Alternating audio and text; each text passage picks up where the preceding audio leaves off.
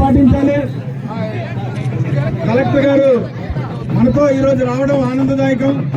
అందరూ కూడా కొంచెం డిసిప్లిన్ పాటించాలి. అలాగే మన ప్రభుత్వం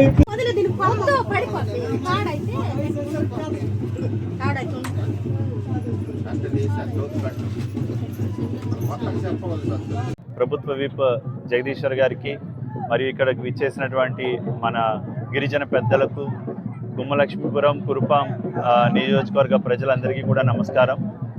కందికొత్తల పండుగ మన గిరిజనులు, ఆదివాసుల యొక్క మొదటి పండుగ. అంటే మన తెలుగువారందరూ కూడా సంక్రాంతి అనేది వరి ధాన్యం ఇంటికి రాగానే చేసుకునేటువంటి పండుగ మనం సంక్రాంతి అంటాం.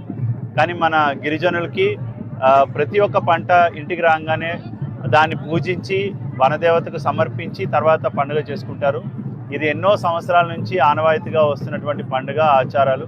దీన్ని ఎంతో ఉత్సాహంగా ఇక్కడ ప్రజలందరూ కూడా, ఈ చుట్టుపక్కల ఉన్న గిరిజన ప్రజలందరూ కూడా వారి యొక్క ఇంటి దగ్గర నుంచి ఈ కందుల్ని, ఈ వరి ధాన్యాన్ని తీసుకొని వచ్చి అమ్మవారికి సమర్పిస్తున్నారు, వనదేవతకి. ఈ సంస్కృతి సంప్రదాయాలని మనం అందరం కూడా కాపాడుకోవాలి. ఇక్కడ మీరు అందరూ చూసినట్టయితే ఒక పండుగ వాతావరణంలో అందరూ కూడా గిరిజన సంప్రదాయంలో నృత్యాలు, పాటలు, సంగీత వాద్యాలని వాయిస్తున్నారు. ఇది ఒకటే చెప్తుంది ఏంటంటే ప్రకృతిని మనం ప్రేమించాలి, అందరూ కలిసికట్టుగా ఉండాలి. ఆ దింసా డ్యాన్స్లో కానీ, వాళ్ళ సంగీతంలో కానీ ఒకరినొకరు పట్టుకొని అనేది ఏంటంటే ఐకమత్యాన్ని సూచిస్తుంది.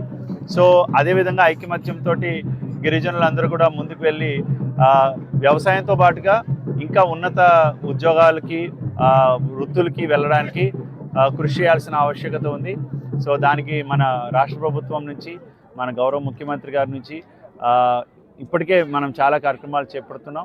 ముఖ్యంగా గిరిజన ప్రాంతాలకి రోడ్డు కనెక్టివిటీ చాలా ఇబ్బందిగా ఉంది. సో అందుకే ఇంచుమించుగా ఒక 257 కోట్లతో మనం ఉపాధి హామీతో రోడ్లు చేస్తుంటే అందులో 50% మనం గిరిజన ప్రాంతాలు ఎక్కడైతే రోడ్లు లేవో దానికే ప్రాధాన్యత ఇవ్వడం జరుగుతుంది. అదేవిధంగా గిరిజనులకి ఉపాధ్యాయ వృత్తిలో రాణించడానికి డిఎస్సి కోచింగ్ కూడా ప్రారంభించడం జరిగింది. ఇంకా అనేక రకమైన స్కిల్ డెవలప్మెంట్, ముఖ్యంగా గుమ్మలక్ష్మీపురంలోనే కౌమార దశలో ఉన్నటువంటి ఆడపిల్లల కోసం ఒక కోచింగ్ కూడా సెంట్రల్ గవర్నమెంట్ ఆఫ్ ఇండియా ద్వారా శాంక్షన్ చేయించాం. సో ఇంకా ఎమ్మెల్యే గారు ఇంకా చాలా ఏనుగుల సమస్య, ఇలా చాలా కొన్ని ఉన్నాయి. కంటైనర్ హాస్పిటల్స్ కూడా త్వరలో 2 చోట్ల ప్రారంభించడం జరుగుతుంది. సో ఇంకా ఎన్నో కార్యక్రమాలు చేయబోతున్నాం.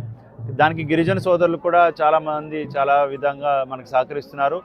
సో ప్రతి ఒక్కటి కూడా ఈ సంప్రదాయాలను కాపాడుతూ వారికి మరింత జీవనోపాధి కల్పిస్తూ ఈ పండుగల్ని చాలా హ్యాపీగా సెలబ్రేట్ చేసుకోవాలని మనస్ఫూర్తిగా కోరుకుంటూ నమస్కారం. Thank you.